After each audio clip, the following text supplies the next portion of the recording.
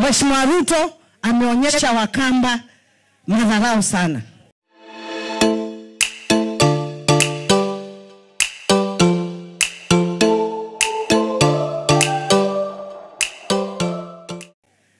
Anakuja hapa Ukambani, anakuja anatutukana sisi.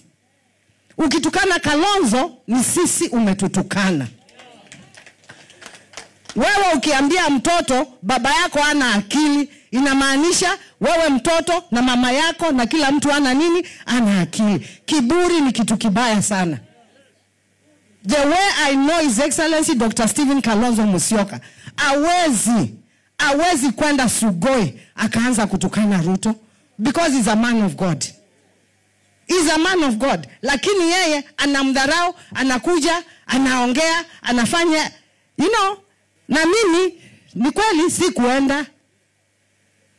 Alikuja ako kwangu leo, mimi sijaenda.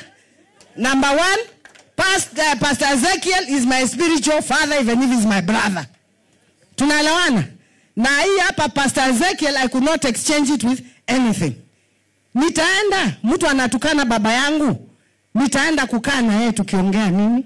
You know, wanaona Kalonzo ni mpole, Kalonzo ana maneno, is a diplomat, wanamchukua tu hivi. Wakamba usema etema yiti ya obudhia. The liver chokes because it is very light. You can eat it very quickly, thinking that it's a very soft meat, it cannot choke you. But I just want to tell him, huyu unacheza na yeye ndio atakuja kukumalizia maneno. Na sisi we pray to a God who is alive.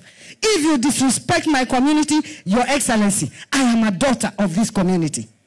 I am a daughter of this community. Na community yangu ikitukanwa, I'm sorry, I have no business with you.